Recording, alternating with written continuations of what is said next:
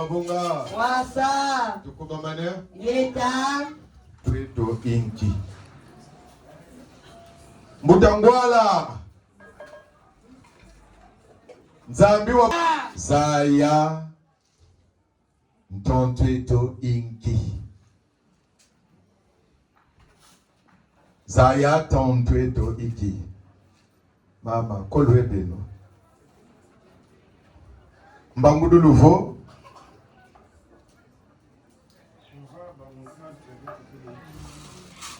Umechidwina? Ma bele. Yesu makana chikumbwe. Zaya tontweto inki. Ça veut dire. Résumé, pesa déjà mvuto yendi. Kwa beno ba mama. Data ngwala. Zaya tontweto inki. Jondele mkumwanza ambia mpuntukani wapanga tumetutu. Uzaba mutantu abeto keiki. Kabwako? Kabwako? Kabwako? Uzaba ntonto ya beto kele iki. Parce que mingi zaba ve mutonto ya yandi. Parfois il y a des gens qui ont dit que zaba. Asuki? Parce que quand il y a kanga kange bansuki. Chaque jour que kuna pesa ituna ku pesa bansuki yange bakanga nge yange ibange mwa suki mosi nge mwa yange zaba. Asuki? Nzambi wabonga? Wasa. Kaka ina ke kuizaidi kaka nge bazongole chaque jour nge tubaka yanje ani mun si yandi pe. Muni si yandi pe muchakaklan simbi ya mun bazongole ya mun pe. Parfois quand il y a le si bakak mwa dinzaka nge tulaka kuna nge mwa nge zaba pe. Asuki? Yeah.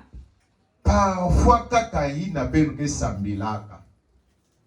Muntu ke telaka nge colère. Que tubache a mama ina ke la kisaka iki. Donc mama odafika kinyange na mpeve. Yani mekumaka mutonti yange mwenge saba. Asuki? Oh, yaya unile kakni yanji ke mwanaka mpita kuchindu bakala ape. Sumutala yandi yani pesa munu bisapu mwake mwamena tima munu mwake sulabe mama widele. Nzamba bonga? Nzambi wa bonga?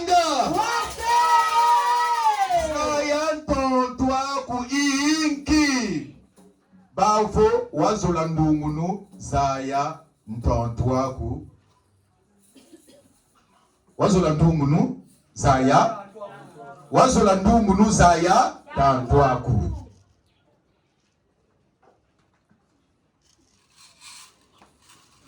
Yake mbote ndiambo yayi. Wazola ndungunu. Wala wazola ndungunu Zaya tantwaku. Wazola ndungunu Zaya tantwaku. Yemkundi yaku.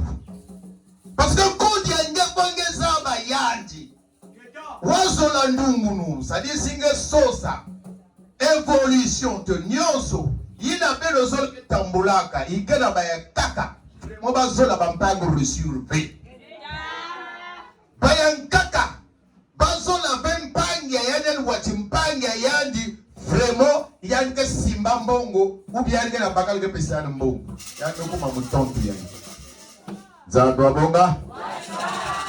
Monto kalendi, nuani sa diambo, dikalebolo teka tomaza yako.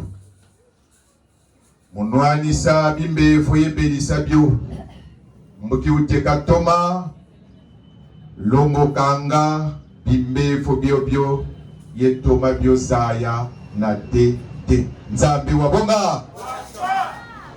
Beto nge mwandaka parfois na bimbefu na kati ya beto. Kimbefu kele betaka ifo nge mwanda na kati ya fula l'hôpital to tu es perfusé ke bakela kukwela nge masa to menga. Mais si tu ambukela kushimba bela kati na nge kele kimbefu. Nzambi wabonga? Parce que vous nge zaba Kimbefu ile ke kwa nishaka nge. Si tout le temps nge ke na kata ma problème. Ya kele kimbe.